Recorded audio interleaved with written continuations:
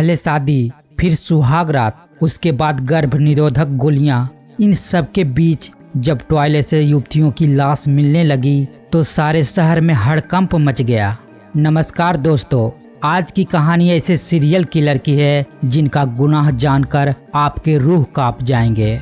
इनका गुनाह पूरे देश में खौफ पैदा कर दी थी। आइए फिर इस कहानी को आगे बढ़ाते हैं। इसके पहले आप लोगों से अनुरोध है कि वीडियो को एक लाइक कर दीजिए, साथ में चैनल को सब्सक्राइब करके बेल आइकन को भी दबा दीजिए।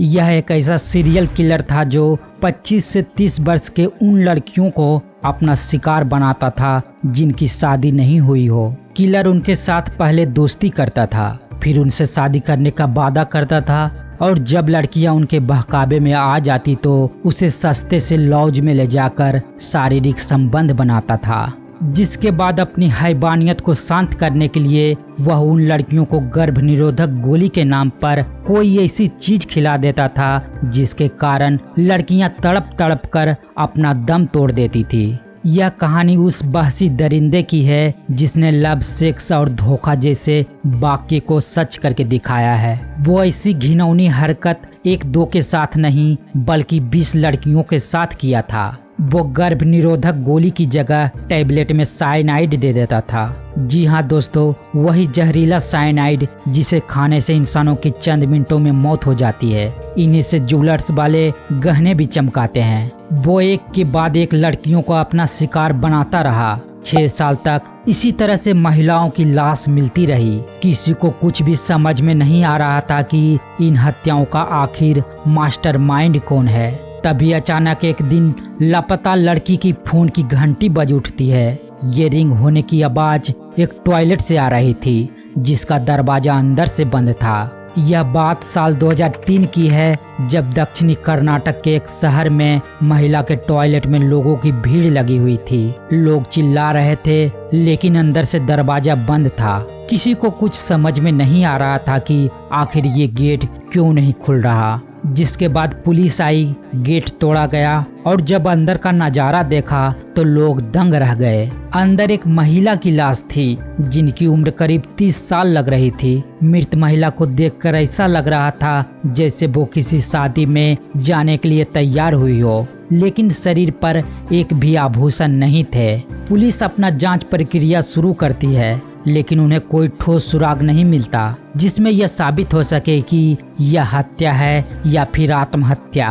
कुछ महीने बीते ही थे कि उसी शहर के एक और टॉयलेट में महिला की लाश मिलती है। यह केस भी पहले जैसा ही लग रहा था लेकिन पुलिस को अभी भी कोई सुराग नहीं मिला था। महीने साल गुजरते रहे लेकिन टॉयलेट से महिलाओं के शव मिलने का सिलसिला चलता रहा। वर्ष 2009 आते आते कर्नाटक में 20 महिलाओं के लापता होने के साथ उनके शव मिलने की भी पुष्टि हो चुकी थी। ये केस पुलिस के लिए चैलेंज बन चुका था। इन घटनाओं में क्या क्या समानता थी उन कड़ियों को जोड़ी गई जिससे यह साफ हो गया कि इन सभी हत्याओं का आपस में कुछ तो कनेक्शन है। उन सभी महिलाओं की लाश अलग अलग बस स्टैंड के पास किसी टॉयलेट से मिली थी और सभी महिलाओं की उम्र भी 25 से 30 वर्ष के बीच थी और उन सभी ने अच्छी साड़ियां भी पहन रखी थी लेकिन उनके पास एक भी गहने नहीं थे। उन्हें देखकर ऐसा लग रहा था जैसे उनके साथ लूटपाट की गई हो। तफ्तीश आगे बढ़ती है तभी 16 जून 2009 को बंटवाल इलाके से 22 साल की एक और लड़की गायब हो जाती है। इसको लेकर दो समुदाय के बीच मतभेद हो जाते हैं। इसे लव जिहाद के एंगल से देखा जाने लगा। ऐसी बातें फैलने लगी कि दूसरे समुदाय का युवक उस लड़की को लेकर भाग गया। पुलिस स्टेशन को स्थानीय लोगों द्वारा घेर लिया जाता है। मामला बिगड़ता देखकर पुलिस ने आक्रोशित लोगों के आगे 1 महीने का वक्त मांगा और तभी शुरू हुआ सीरियल किलर को पकड़ने के लिए एक बड़ा ऑपरेशन। वहां के सभी महिलाओं के फोन कॉल खंगाले जाने लगे। तभी एक और युवती के बारे में पता चला कि वो भी गायब है। एक एक करके 19 महिलाओं के लापता होने की लिस्ट तैयार हो गई थी जिसके बाद उनकी लाश भी पाई गई थी। जब हर महिला की डिटेल को बारीकी से जांचा गया तो सबका कनेक्शन किसी न किसी तरह से मंगलौर के एक गांव से निकल रहा था। इसी गांव से उन सभी लड़कियों को फोन किया गया था ऐसे में पुलिस यह मानकर चलने लगी कि शायद इन हत्याओं के पीछे लूटपाट वाला कोई गैंग या सेक्स रैकेट शामिल हो, जो विरोध करने पर महिलाओं को मौत की नींद सुला देता है। तभी पुलिस के हाथ एक ऐसा सुराग लगता है कि पूरे पुलिस डिपार्टमेंट में खलबली मच जाती है। दरअसल एक लापता लड़की के फोन पर पुलिस की घंटी बज उठती है और कोई फोन पर उधर से हेलो कहता है। पुलिस ने जब उससे कड़ाई से पूछताछ की तो पता चला कि उस शख्स को ये फोन उसके चाचा मोहन कुमार ने दिया था। पुलिस देर ना करते हुए उस मोहन की तलाश शुरू कर देती है। कुछ ही घंटों के अंदर उसे मंगलौर के पास डलरा कट्टा गांव से पकड़ लिया जाता है। पुलिस की पूछताछ में वह एक एक करके सभी राज उगलता है, जिसे जानकर पूरा देश सहम जाता है। सीरियल किलर मोहन बताता है कि वह ऐसी गरीब लड़कियों को अपने प्यार के जाल में फंसाता था जो शादीशुदा नहीं थी। दोनों साथ जीने मरने का वादा करते थे और जब बात शादी तक पहुंचती तब मोहन लड़की के सामने भागकर शादी करने की शर्त रख देता। वह लड़की को गहने और बढ़िया साड़ी लेकर भागने के लिए मना लेता ताकि वह अच्छी दुल्हन बन सके। वह कहानी को कुछ इस तरह से गढ़ता जिससे लड़की को लगे कि वो शादी करने के लिए बेताब है और उसे जीवन भर खुश रखेगा। लड़की को इस बात की भनक भी नहीं लगने देता कि वह उसके साथ सेक्स करना चाहता है और उसके बाद उसकी जान भी ले लेगा। सब कुछ फिल्मी स्टोरी की तरह सीन बाय सीन चलता रहा।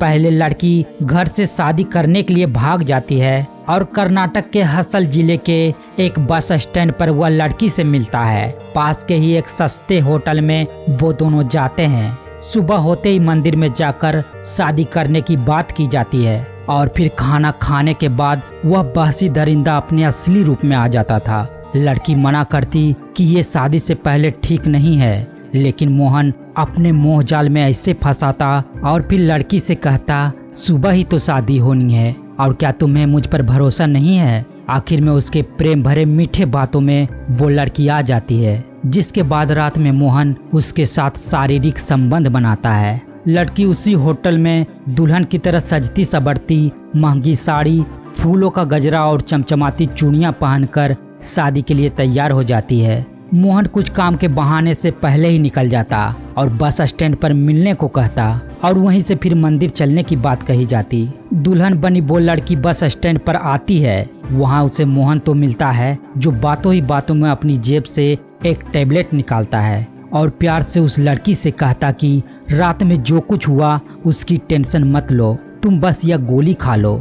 लड़की द्वारा कुछ पूछने पर वह अपनी प्यार भरी बातों से उसकी बात काट देता, जिसके बाद वह कहता ये टैबलेट टॉयलेट में जाकर खा लेना, फिर हम मंदिर चलेंगे। और यह कहते हुए लड़की के गहने उतरवा लेता कि टॉयलेट में इसकी क्या जरूरत है। लड़की जब टॉयलेट जाने की बात नहीं मानती और वह उस टैबलेट को वहीं खाने की बात करती तो मोहन कहता हो सकता है इसे खाने के बाद तुम्हें कोई प्राइवेट वाली दिक्कत हो, इसलिए टॉयलेट में जाने को कह रहा हूँ। मोहन वहीं एक बैग में लड़की के गहने लेकर खड़ा रहता है। 5-10 मिनट में लड़की जब टॉयलेट जाती है, अंदर से दरवाजा बंद करके जैसे ही वह टैबलेट खाती है उसकी तबीयत बिगड़ जाती है और कुछ ही सेकंड में वह टॉयलेट के अंदर तड़प कर दम तोड़ देती है। मोहन वहां तब तक खड़ा रहता जब तक कि वहां भीड़ नहीं जुट जाती। मौत की बात कन्फर्म हो जाने के बाद वह होटल लौटता और लड़की से जुड़ी हर निशानियों को खत्म कर देता और खुद गहने लेकर वहां से रफू चक्कर हो जाता। मोहन इसी तरह से उन सभी लड़कियों के साथ किया। पुलिस ने जब साइनाइड मोहन की क्राइम कुंडली खंगाली तो उसकी एक डायरी पुलिस को मिली। इसमें ऐसी कई महिलाओं के फोन नंबर भी मिले जो उसके झांसे में नहीं आई। सनकी मोहन पहले दक्षिण कन्नड़ जिले के एक स्कूल में प्राइमरी टीचर था। 17 दिसंबर 2013 में मंगलौर की कोर्ट ने साइनाइड मोहन को फांसी की सजा सुनाई। फिलहाल वो जेल में बंद है। आपको ये भी बता दें कि मोहन कुमार अपना केस खुद लड़ रहा था। उन्होंने कर्नाटक उच्च न्यायालय में अपने फैसले को लेकर अपील की थी, लेकिन 2017 में उनकी अपील खारिज कर दी गई।